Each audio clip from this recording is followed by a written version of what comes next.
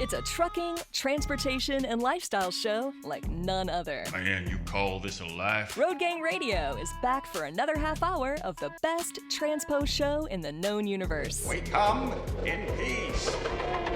Well, actually, we're falling to pieces. Let's see if we can achieve liftoff, Phone Master Dre.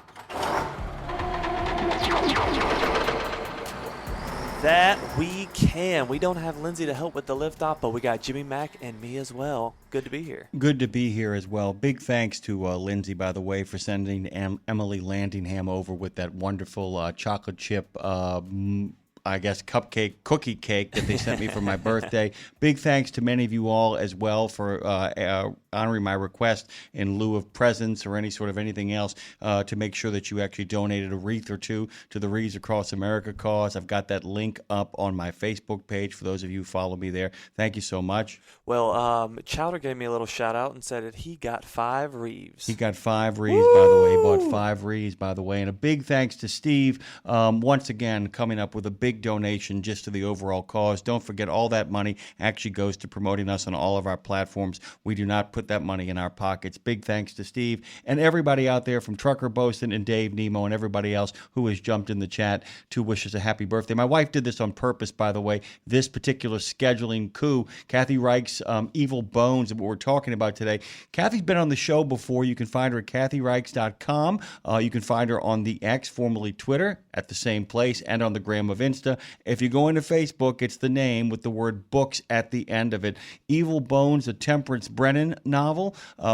Kathy, I've been reading these things for a long time, and I've always, as a writer myself, I always kind of go back, and I'm always in this game that I play, where I say to myself, can they in fact keep me going even though I know these people? Because hanging out with people I like for so many hundred pages is always a great exercise. But can she scare the hell out of me? Can she make me squirm? Can she actually have me crawling up the walls? You did it again.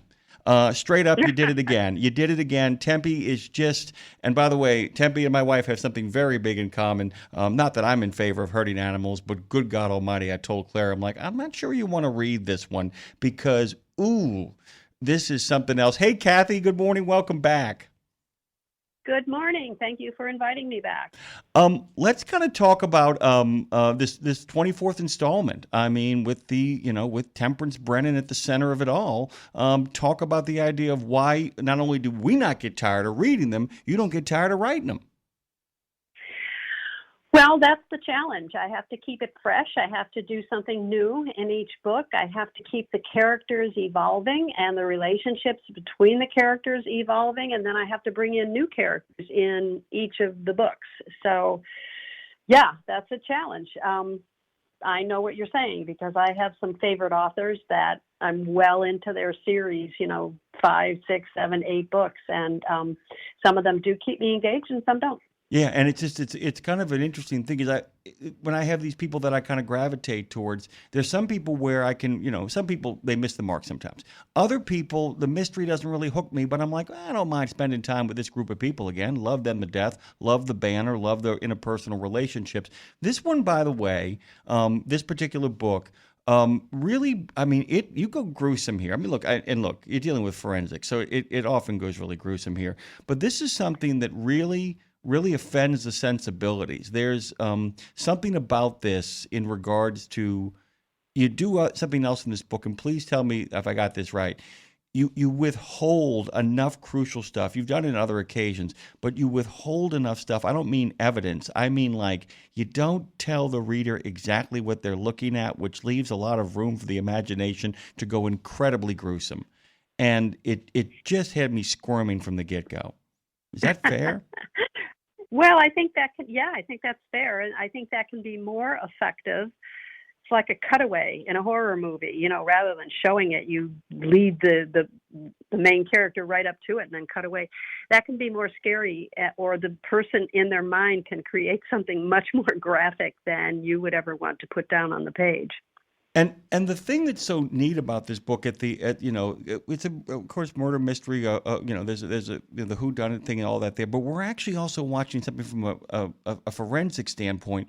We're watching somebody graduate. We're watching somebody who is deliberately going through the exercise of warming up, because everybody talks about the idea that one of the key signals of anybody who's going to become a serial killer or a murderer is that they're inclined to torture animals. Is a good place to kind of get their chops in. And I mean that both ways.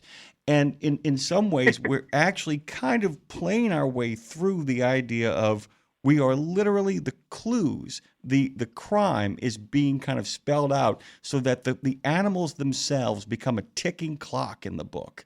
And that what they're discovering here is that we're being led to know. I'm trying not to give away a lot here. This is always the tough part about interviewing you, Kathy. But the idea is you use almost the actions of the killer to say, it's coming, it's coming.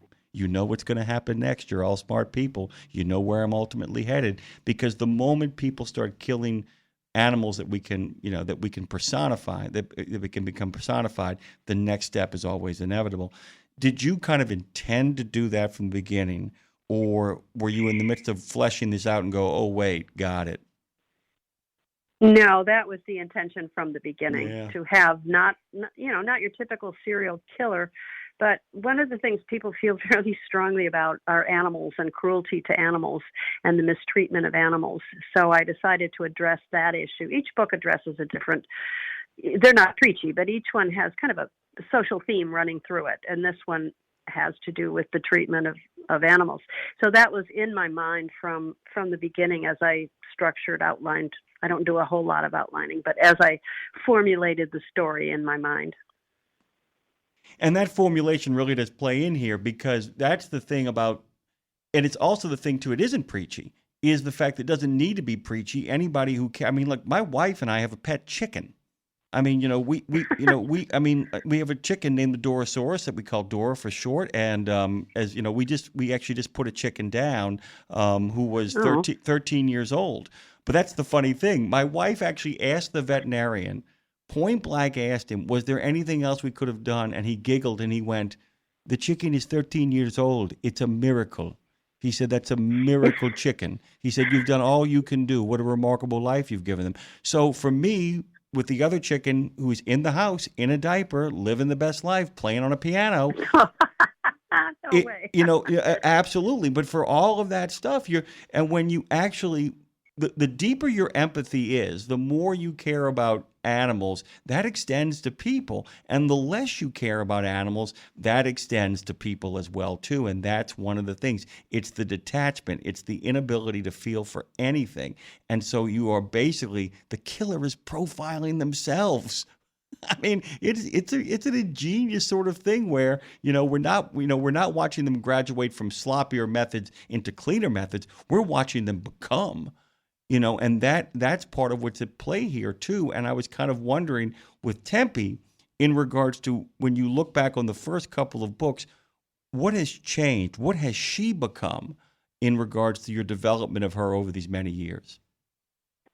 Well, I think she's become a little stronger. I think her sense of humor has evolved, certainly. And she's still passionate about her work. But I think she's allowed herself over the course of 24 books to, reach out and engage in relationships that maybe in the earliest books she wasn't able to do. I was kind of curious, too. This is a technical question because it's 24 books. I wasn't always, and I didn't look it up, but I guess I wanted to go back and check some of the books. How much time has passed in those 24 books in regards to the overall chronology? I know it's a crazy question, but it's a question, though. Well, no, that's a question every author of a continuing character series has to address. Do you hold your character, at a certain age? Do you write in real time and age your character in real time? I've done kind of a compromise between those. The first book I started was in 1990. Let's see. It came out in 97, I think. So, it's a lot of time that's passed. And yet, the cat hasn't aged a day. The cat must be 55 years old by now. But the other characters, and her daughter has certainly aged appreciably. I think she was 13 or something in the first book, and now she's in her 30s or something like that. Yeah, that's about right. Yeah, and Tempe, you don't have to be that specific about. We know she's north of 40, but I don't really go into how far north she is. She actually puts her hand over her mouth. She says, "I'm exactly years old," when she actually tells people. Yeah, that's the one. That's it. Yeah. Because, well, that's the great challenge here. And we have a lot of people who are interested in, who follow a lot of, recurring novelists, people who follow the same character. And it's one of the most important things, because you have an obligation both to the continuity, but at the same time not to stasis. You can't hold the character in place. Although in the case of like Agatha Christie, she does hold Poirot in place. She does hold Mrs. Marple in place. There are ways of doing that, but that's more about the absolute kind of plotting. Whereas you are talking about a human being who cares deeply about certain issues that you're having to write down for Temperance as well. You're having to write her as an emotional life as opposed to simply just an observer of the world around her. And that's kind of the game, because then you've got to figure out the continuity around that, right? Yeah, and what is the world around her? What's going on? What was going on back in 1994 when I wrote the first book is not the same as what's going on in 2024. So, yes, and that has an impact. I don't go into a lot of, the political situation or anything like that, but she does, you have to put her in a context that's realistic for the year in which she's operating. Well, the other thing is the fact that you always do keep up with the latest kind of advances in forensic science as well. That seems to me something that almost it's a great conceit to have, to have her do what she does, but at the same time, she needs to be hip on what she does. I mean, it's like, so, anybody who does the things that these kind of people do for a living, it basically has made a commitment to continuing education and to upgrading and to constantly being in touch with the new technologies. So Kathy Reichs has to kind of do that too as well, right? Yeah, and while I'm largely retired from, actively practicing forensic anthropology, I spent, 3 decades in a medical legal lab, which had both the coroner, medical examiner aspect, and then the crime lab aspect. So I was very fortunate. I could just, if I had a question about fire and arson or about DNA or about toxicology or whatever, I could just walk across the hall and ask my colleague. Today, I can still just pick up the phone and ask a colleague. I am a member of the American Academy of Forensic Sciences, and that's all of us. We have all the different sections of chemistry and DNA and biology and fire and arson and criminalistics, etc. So I go every year to the meeting, the annual meeting, and that's really cool. I get lots of ideas, talking to colleagues in other areas and also attending their presentations and saying, whoa, that's pretty cool. Maybe I should use, how do you hide cocaine in a puppy or something, I'm never short of ideas. Yeah, and like I said, that's the thing too, though. But it's also, this is the thing that a lot of people who, like I said, there are a number of law enforcement people and lawyers who often wrestle with this. By the way, Kathy does not have a problem with this. It's always just enough for you to make sense of what's happening, while at the same time, not so much that I feel like that. It isn't like Herman Melville talking about whaling. What you basically are able to kind of achieve here is, I'm going to give you enough information so you got it good, without it sounding dumbed down, but at the same time not ending up in some kind of rabbit hole of like, wait, am I at a lecture series or am I in a whodunit investigative? And that's the other kind of great balance. That's become kind of second nature for you, though, where you kind of know how much to give the reader to help them understand what it is that's being achieved, and also make sure that they understand that the believable thing is actually real, while at the same time not getting them caught in a forensic loop. You know what I'm saying? Yeah, I mean, that's the challenge. You have to keep it brief, the science. You have to keep it jargon-free. We can't just rely on all this special terminology we use amongst ourselves as experts. And you have to keep it entertaining. It's kind of the same set of skills used to address a jury. You want to keep their attention. You don't want them to go to sleep or to just tune out when you're talking about complicated things. So I think there's a skill to that that's similar in writing for, a general audience wanting a good murder mystery, as you put it.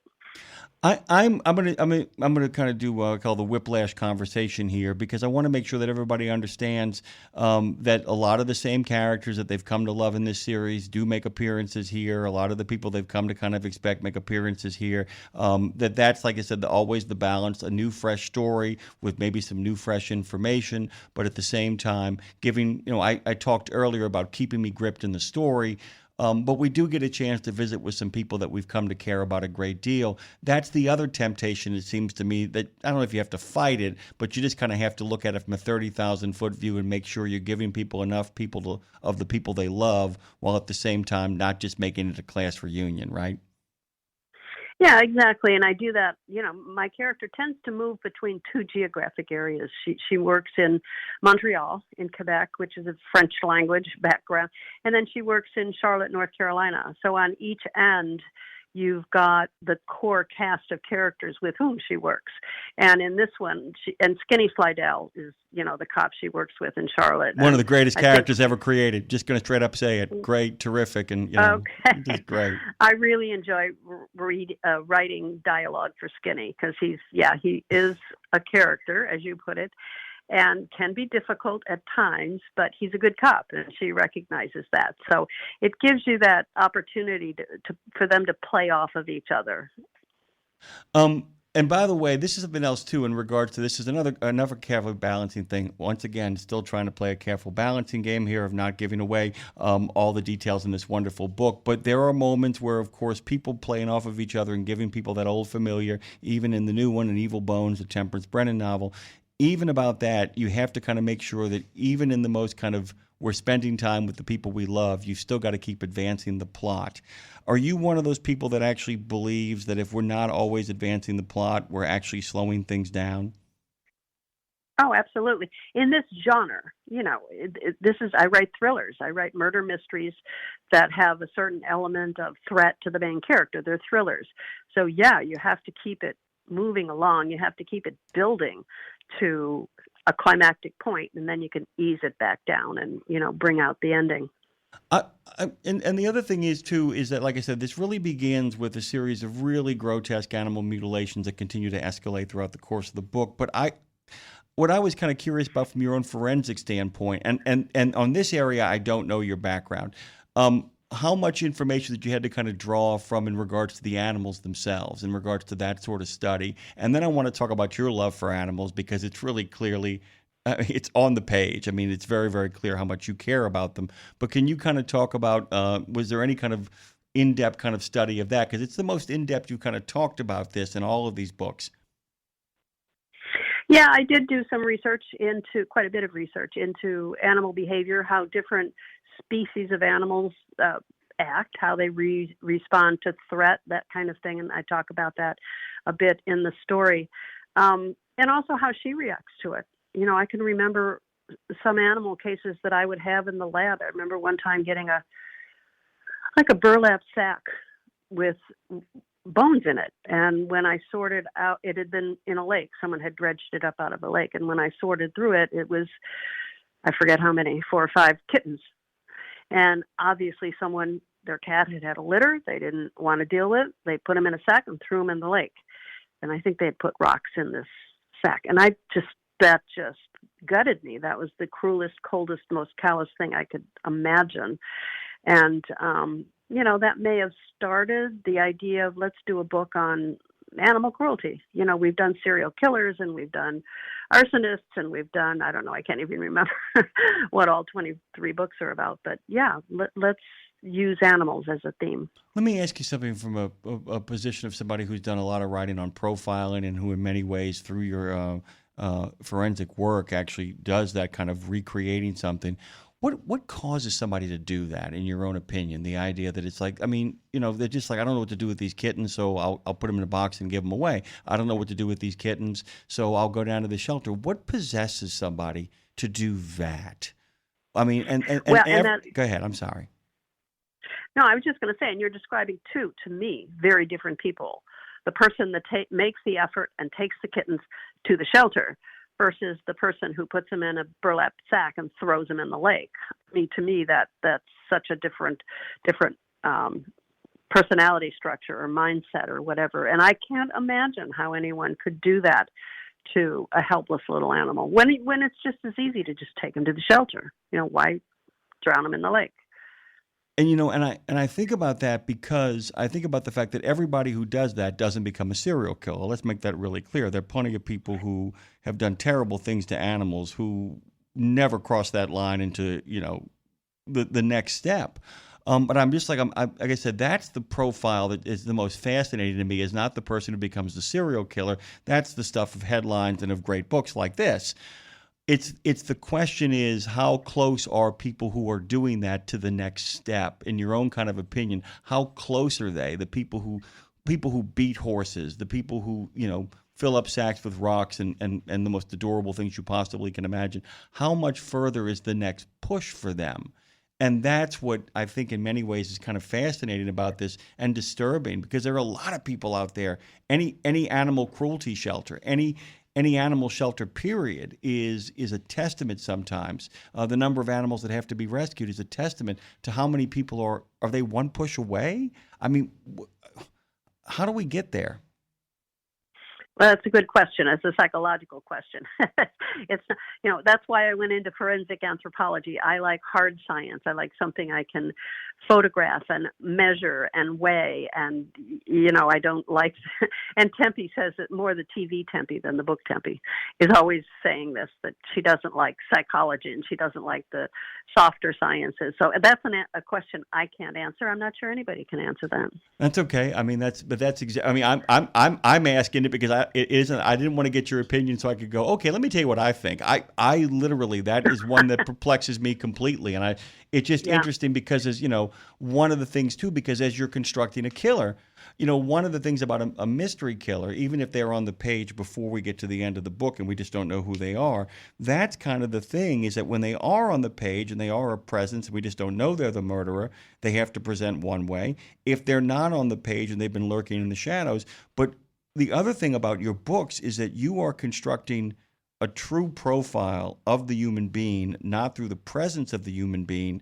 but in fact through the presence of their acts. And it becomes a really interesting thing that you are literally telling people, this is what this person looks like in regards to their internal, through the external model of murder. And that to me is, do you check that against that? Like saying, okay, does this match up with who the eventual killer is? Yeah, well, that was the challenge in writing this book, is to show by the acts of the person who we don't know who's doing it, show what kind of a personality makeup they have. Yeah, and I guess that's the thing that fascinates me, is that, do you check in the sense that it's like, it's one of the worst things when a killer is revealed and it doesn't make any sense, and you're just kind of like, okay, well, great, of course I didn't know because I didn't know. And that becomes the game that you have to play, how much to give, how much not to give, throughout all these books. And the idea is that, have you ever, in going back in the rewriting process before it comes out, been like, I need to go back and remove this gives away the game too much, or I need to go back and add this because I'm cheating the reader? Both. I do both. Yeah. Because it's not fair to throw something at the reader that you haven't kind of pre-shadowed, I think. And it's not fair to throw in red herrings if you don't tie them off and make it clear that they're red herrings. And, that's legit. That's legit to do that, I think. Evil Bones, the Temperance Brennan novel, is the book we're talking about. Kathy Reichs, who's appeared on this show numerous times, many of you guys, I'm grateful for the fact that you guys have picked them up and started reading them, although many of you are already fans and just thrilled to have her on the show. I have to ask, what are you doing for Thanksgiving? I mean, by the way, you're a birthday present to me. I don't know if you know that. My wife actually scheduled you on my birthday because I like your book so much. Oh, well, happy birthday. Thank you very much. I hope you're having a good one. I am. I won't ask which one it is. What am I doing Thanksgiving? I am speaking to you from, I have a home right on the beach in one of the barrier islands outside of Charleston, South Carolina. So I am down here. I'm looking out at the Atlantic Ocean as I speak to you. And two of my three kids and four of my grandkids are down here, and we're going to have a crowd. So we're doing Thanksgiving at the beach.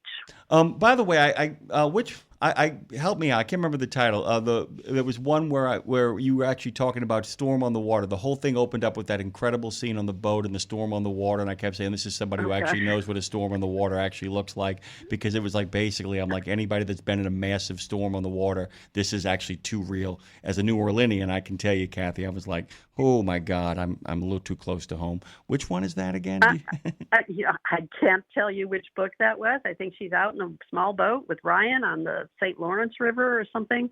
And I think that was based on an experience that I had where we were caught out a little bit longer than we should have been when a storm was coming in, but I can't remember which book that was.